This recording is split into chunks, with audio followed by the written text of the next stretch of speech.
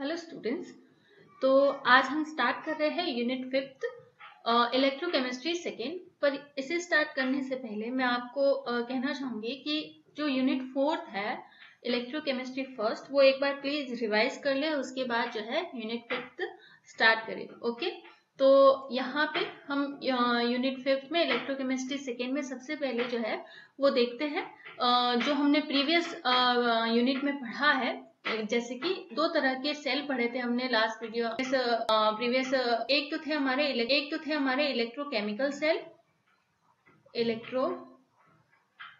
Cell और एक थे इलेक्ट्रोलाइटिक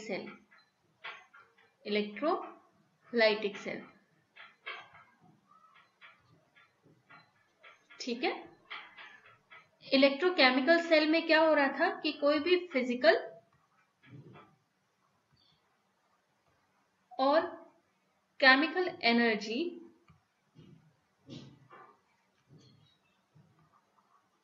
कन्वर्ट करता है ये इलेक्ट्रिकल एनर्जी में, राइट। और इलेक्ट्रोलाइटिक सेल में क्या होता है, electrical energy convert into chemical energy, right.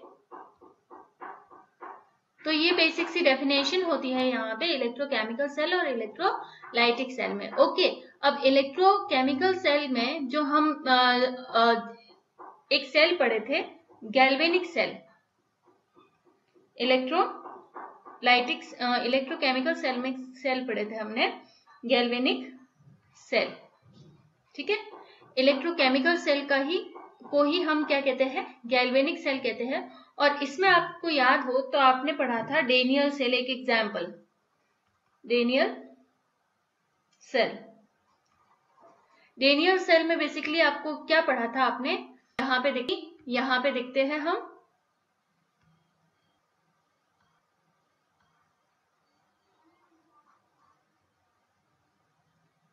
इस तरह का आपके पास दो चैम्बर होते हैं,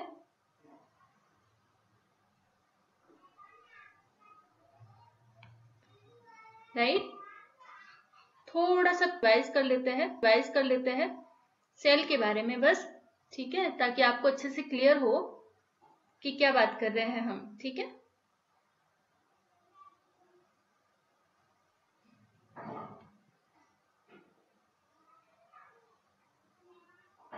ये आपका दूसरा इलेक्ट्रोड है। ओके,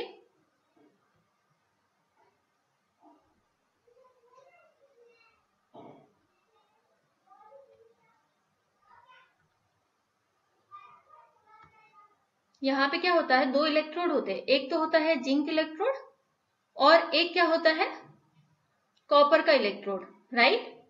अब जो जिंक का इलेक्ट्रोड है और जो कॉपर का इलेक्ट्रोड है वो अपने अपने जो है कॉपर सल्फेट और जिंक सल्फेट के सॉल्यूशन में रहते हैं। इलेक्ट्रोलाइटिक सॉल्यूशन होता है, ये मान लो हमारा क्या है, जिंक है, जिंक का रॉड है ये, और ये है मान लो कॉपर का। यहां हमने लिया है जिंक सल्फेट का सॉल्यूशन जिसमें जिंक 2+ आयन होते हैं और SO4 2- आयन होते हैं।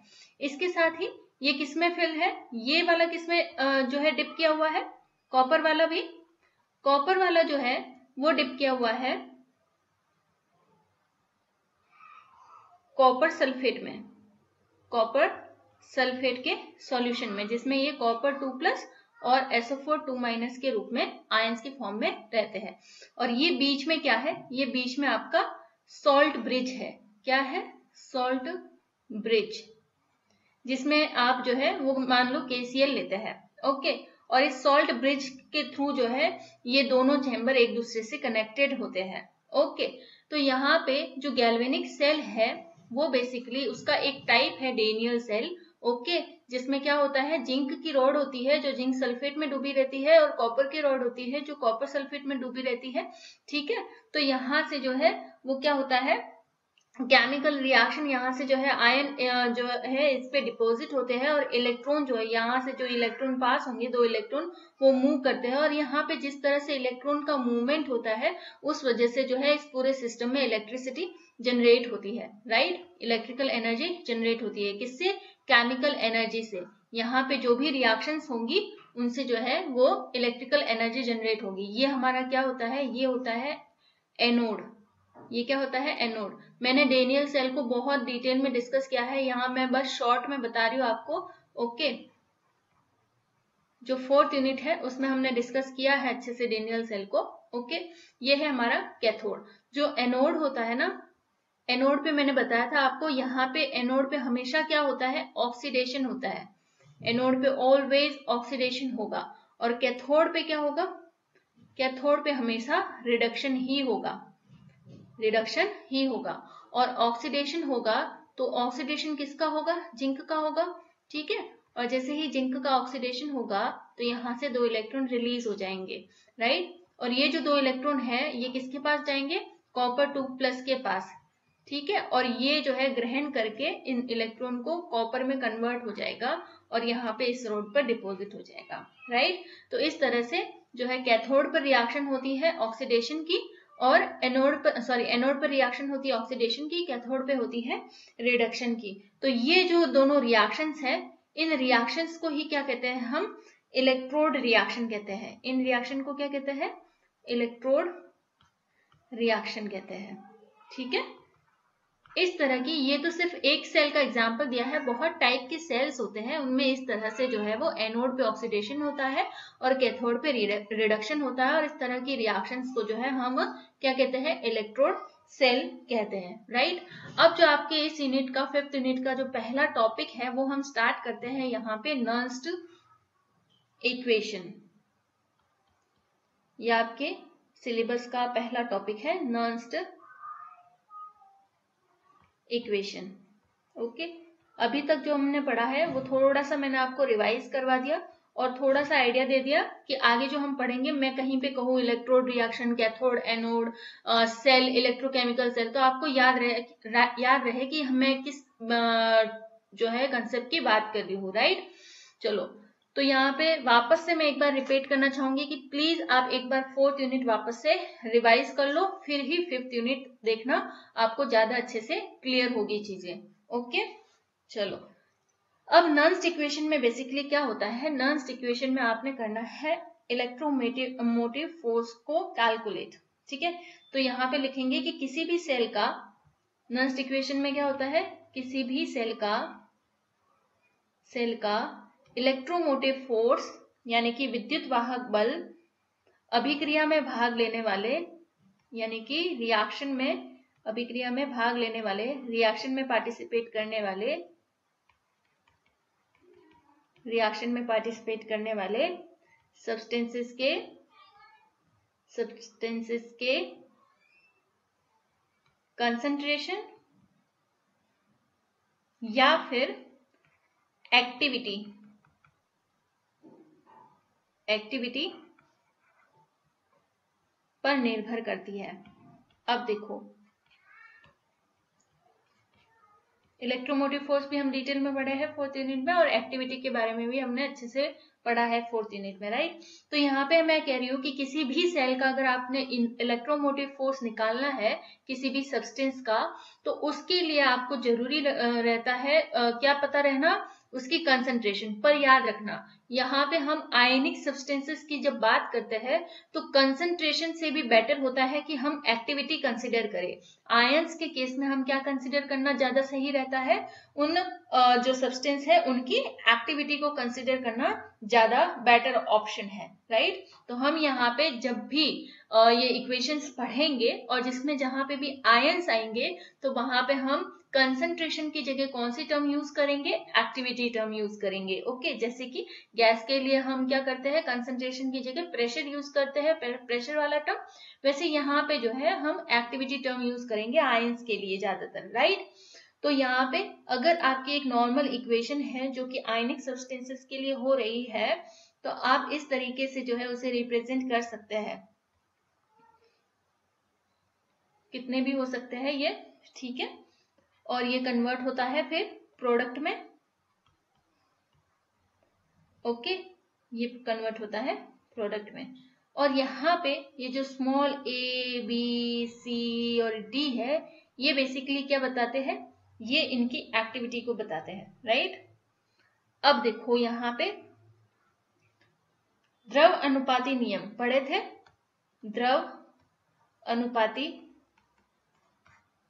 नियम किसमें पढ़ते हैं हम, ऊष्मागतिकी में पढ़ते हैं, थर्मोडायनेमिक्स में पढ़ते हैं, ठीक है। द्रव अनुपाती नियम एवं थर्मोडायनेमिक्स के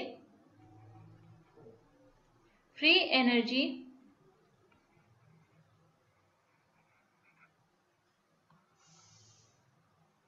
फिनोमिनन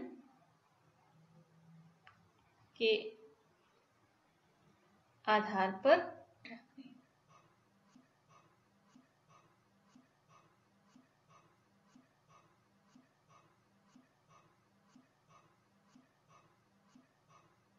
ओके, ये del G not plus R T L N. अब आपको याद हो तो आपने पढ़ा होगा के, इसकी जगह क्या आता है के, और इस के की जगह ये क्या है, इक्विलिब्रियम है। ये के क्या है, इक्विलिब्रियम है। जैसे कि फॉर एग्जाम्पल अगर मुझे इस इक्वेशन के लिए के की वैल्यू लिखनी है तो मैं क्या लिखूंगी, अब यहाँ पे मैं कह रही हूँ आयंस की बात कर रही हूँ तो एक्टिविटी लिखूंगी, तो यहाँ पे मैं क्या लिखती हूँ, ये सी की एक्टिविटी यानी उत्पाद की एक्टिविटी लिखूंगी, ये डी की एक्टिविटी बाय रिएक्टेंट की एक्टिविटी क्या होगी, ए बी। तो ये क्या है, ये हमारे क्या हो गया, के की वैल्यू हो गई। तो इधर जो के आता है उसकी जगह हम क्या पुट कर देंगे, इधर जो के आता है उसकी जगह हम ये एक्टिविटी वाला टर्म यूज करेंगे, राइट। तो यहाँ पे क्या लिख देंगे हम, A C C A D D by A B B. अभी थोड़ा सा मैं आपको रिवाइज करवा लूं, तो आपने अगर थर्मोडायनेमिक्स में पढ़ा होगा, देखो इसीलिए मैं कहती हूँ सब चीजें बहुत इंपॉर्टेंट है। आप इसमें पहली यूनिट से लेके 5th यूनिट तक आपको हर चीज के बारे में पता होना चाहिए, वरना फिर बैठे बैठे यही सोचते रहोगे कि ये हुआ कैसे, ये आया कहाँ से। ओके, तो थोड़ा सा एक बार रिवाइज कर लो, इस कहाँ से आया देखो। अगर आपको थोड़ा बहुत भी याद हो तो आपने ये फॉर्मूला तो जरूर पढ़ा होगा, del G not is equal to minus R T L N K, कुछ याद आया हो तो ठीक है। ये फॉर्मूला कहाँ से आया था, ये इसी इक्वेशन से आया था कि डेल जी ये कब होता है, ये इक्विलिब्रियम पे होता है। ये कब होता है, ये इक्विलिब्रियम पे होता है। जब हमारा कोई सिस्टम इक्विलिब्रियम पे होता है तब आपको जो है standard gas free energy change कुछ इस तरीके से मिलता है। क्यों, क्योंकि जब डेल जी की बात करते हैं तो इक्विलिब्रियम पर डेल जी क्या हो जाता है, जीरो के बराबर हो जाता है। तो आप यहाँ पे क्या लिख दे रहे थे, जीरो लिख दे रहे थे, फिर ये del G naught plus R T L N K लिख रहे थे, और वहां से फिर ये डेल जी नोट और ये जब बराबर के उधर जाएगा तो ये minus R T L N K आ रहा था। और के की वैल्यू मैंने आपको अगर याद हो तो बता रखी थी कि मोल फ्रैक्शन के लिए भी अलग लिखते हैं। जैसे कि अगर मोल फ्रैक्शन के लिए लिखना हो तो आप इस तरीके से लिखते हैं, मोल फ्रैक्शन वाली वैल्यू दे रखी हो तो, ठीक है, इस तरह से लिखते हैं। तो अलग अलग केस में अलग अलग लिखते हैं, पर यहाँ पे क्योंकि हम इलेक्ट्रोकेमिस्ट्री की बात कर रहे हैं तो इसलिए यहाँ पर हम क्या लिखते हैं, एक्टिविटी की टर्म में जो है वो यूज में लेते हैं। तो ये इक्वेशन आपको कहाँ से मिलेगी, ये इक्वेशन मिलेगी एक तो आपको द्रव अनुपाती नियम से, और दूसरा जो है यहाँ पे जो फ्री एनर्जी फिनोमिना है ऊष्मागतिकी का, उसको यूज करते हुए आपको यहाँ पे ये वैल्यू मिलेगी। गिब्स हेल्महोल्ट्ज इक्वेशन पढ़ी होगी आपको तो कुछ याद आया होगा, राइट। अब यहाँ पे आपको ये समझ में आ गया किस तरह से होता है, तो ये इक्वेशन जो है यहाँ पे यूज होगी नर्स्ट इक्वेशन में शुरुआत में। अभी तो बहुत सारी जो है चेंजेज आने हैं इसमें, देखना, ये तो बस स्टार्टिंग है यहाँ पे। ओके, नर्स्ट इक्वेशन नहीं है ये, राइट। तो यहां तक हमने बात कर ली। ये क्या है, डेल जी, डेल जी यहाँ पर है change in Gibbs free energy, change in Gibbs free energy, right. और डेल जी नोट क्या है, standard change in Gibbs free energy, standard change in Gibbs free energy, right. Okay, आगे बढ़ते हैं अभी। और ये क्या है, ये एक्टिविटीज है प्रोडक्ट की और ये एक्टिविटीज है रिएक्शन की। यहाँ पे ये क्या है, एब्सोल्यूट टेम्परेचर है, ये आपका गैस कांस्टेंट है, राइट। ओके, अब क्या है कि फ्री एनर्जी में कमी, क्योंकि हमें पता है कि इक्विलिब्रियम पर तो जीरो हो जाता है, पर यहाँ पे तो क्या होगा, कोई ना कोई वर्क होगा। इलेक्ट्रोकेमिकल सेल है तो जीरो कैसे हो सकता है, वो कोई ना कोई वर्क कर रहा है, वहां पे केमिकल एनर्जी जो है वो इलेक्ट्रिकल एनर्जी में कन्वर्ट हो रही है, तो यहाँ पे जीरो करना हमारे लिए अभी सही नहीं है, ठीक है। कोई ना कोई वर्क होगा, और क्योंकि इलेक्ट्रोकेमिकल सेल वर्क कर रहा है, तो आपने ये भी पढ़ा होगा कि कोई भी सिस्टम अगर वर्क कर रहा है और वो वर्क स्पॉन्टेनियस है, तो उसकी वैल्यू, उस केस में गिब्स फ्री एनर्जी की वैल्यू क्या होनी चाहिए, नेगेटिव होनी चाहिए। अगर गिब्स फ्री एनर्जी की वैल्यू पॉजिटिव है, मतलब वो सिस्टम एग्जिस्ट ही नहीं करता है, राइट। तो गिब्स फ्री एनर्जी की वैल्यू क्या आनी चाहिए, नेगेटिव होगी, तभी तो वो सिस्टम नेचर में एग्जिस्ट करेगा। तो यहाँ पे हम वही कह रहे हैं कि change in Gibbs free energy, या फिर गिब्स फ्री एनर्जी में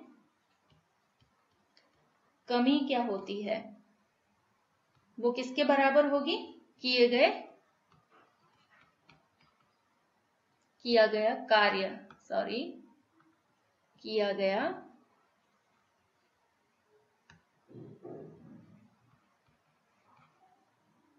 विद्युत कार्य, या फिर हिंदी इंग्लिश में इसे कहे तो किया गया इलेक्ट्रिकल वर्क, राइट। तो नेगेटिव डेल जी गिब्स फ्री एनर्जी में कमी किसके बराबर होता है, NFE के बराबर होता है। किसके बराबर होता है, NFE। N यहाँ पे क्या है, नंबर ऑफ इलेक्ट्रॉन्स, ठीक है, जितने भी जो है ट्रांसफर हो रहे हैं। ओके, ये F क्या है, यहाँ पर F है फेराडे, और E क्या है, यहाँ पे E है आपका इलेक्ट्रोमोटिव फोर्स। और ये N कहाँ से आता है, देखो अगर डेनियल सेल में देखें तो N की वैल्यू डेनियल सेल के लिए कितनी होती है, डेनियल सेल के लिए N की वैल्यू होती है 2, क्योंकि यहाँ पर जो इलेक्ट्रॉन का ट्रांसफर हो रहा है वो कितना हो रहा है, 2 इलेक्ट्रॉन्स का ट्रांसफर हो रहा है। तो यहाँ पे जो गिब्स फ्री एनर्जी में चेंज जो है वो किए गए इलेक्ट्रिकल वर्क के बराबर होगा, और इलेक्ट्रिकल वर्क किसके बराबर होगा, NFE के बराबर होगा। ओके, और एट स्टैंडर्ड कंडीशन,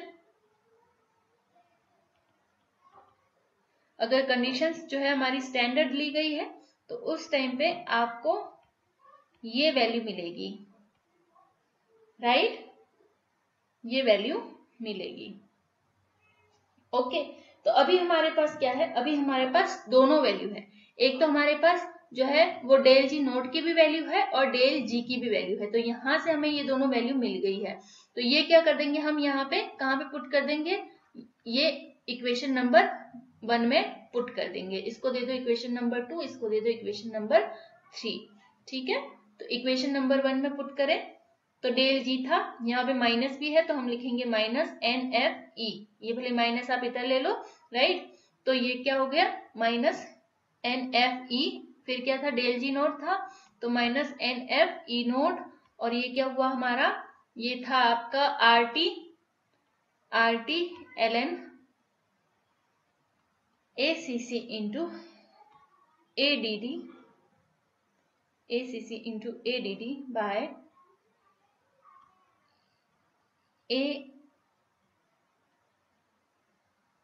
एक मिनट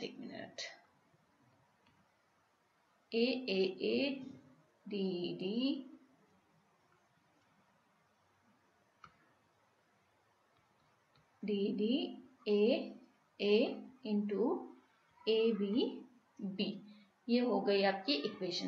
पर यहाँ पर भी ये कंप्लीट नहीं होती है, इसे और ज्यादा अगर आपने सिंप्लीफाई करना है तो इस इक्वेशन को क्या करते हैं, हम डिवाइड कर देते हैं किससे, माइनस NF से।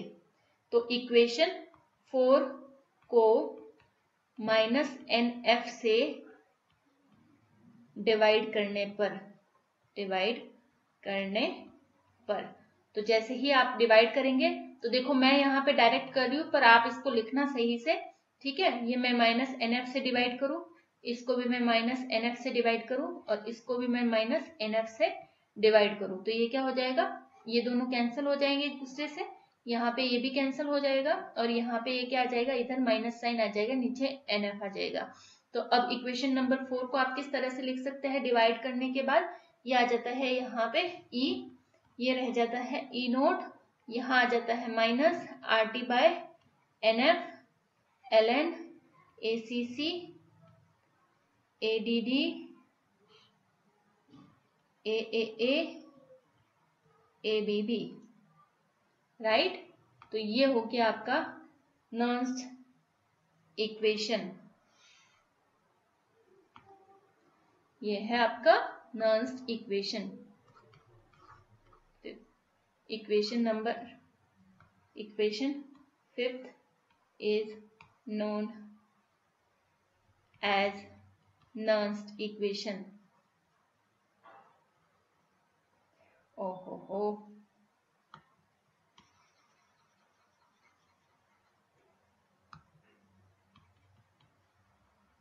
नर्स्ड इक्वेशन,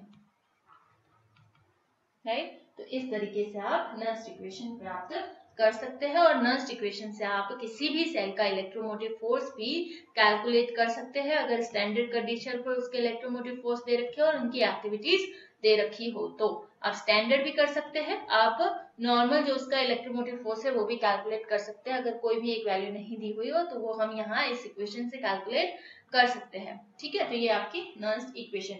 अभी इसी इक्वेशन को और ज्यादा सिंप्लीफाई भी किया जा सकता है, जैसे कि देखो ln की जगह आप क्या लिख सकते हैं, ln किसके बराबर होता है, ln होता है 2.303 log के बराबर। तो पहले यहाँ पे लिख लें हम कि E is equal to E naught minus RT क्यों लिखो, पहले लिख लो यहाँ पे डायरेक्ट इसको, क्योंकि हम तो कन्वर्ट कर रहे हैं इसको लॉग में, तो ये 2.303 RT by NF log of ACC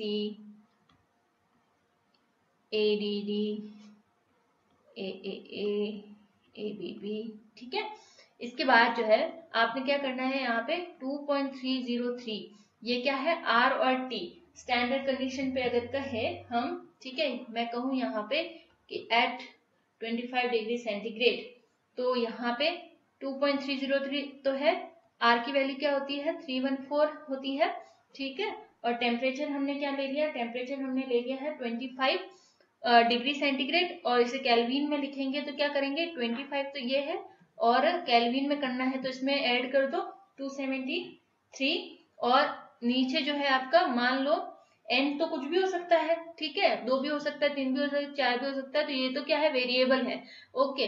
पर फेराडे तो कांस्टेंट है, और फेराडे का आपको याद हो तो हमने वैल्यू भी निकाली थी यूनिट 4 में, वो क्या होती है 96500। अब जब आप इसे सॉल्व करते हैं ना तो क्या मिलता है आपको 0.0591 वैल्यू मिलती है, ठीक है। तो यहाँ पे ये आपको बिल्कुल सिंप्लीफाइड वैल्यू मिल गई है। अब यहाँ पे 2.303 RT बाय F की जगह आप सिंपली क्या लिख सकते हो 0.0591, तो फिर आपकी इक्वेशन क्या हो जाएगी, देखो ये माइनस 0.0591 बचा क्या नीचे सिर्फ n, क्योंकि ये तो वेरिएबल है, राइट। और ये आपको फाइनली इक्वेशन ये मिलती है। तो कोई भी इक्वेशन हो इनमें से सब सही है, ये बस इसका क्या है सिंप्लीफाइड वर्जन है, ठीक है, ये इसका सिंप्लीफाइड वर्जन है, ओके। ओए होए क्या क्या हो रहा है,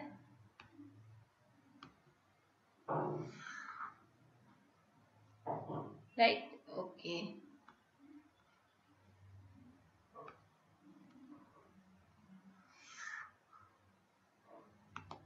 तो ये है आपकी इक्वेशन, नर्स्ड इक्वेशन का सिंप्लीफाइड वर्जन, ओके। तो यहाँ पे आपकी नर्स्ड इक्वेशन जो है वो कंप्लीट होती है। नर्स्ड इक्वेशन का डेरिवेशन याद रखना, ये बहुत ही इंपॉर्टेंट है, ओके, अच्छे से पढ़ना इसे, राइट। तो आज की क्लास में इतना ही, थैंक यू।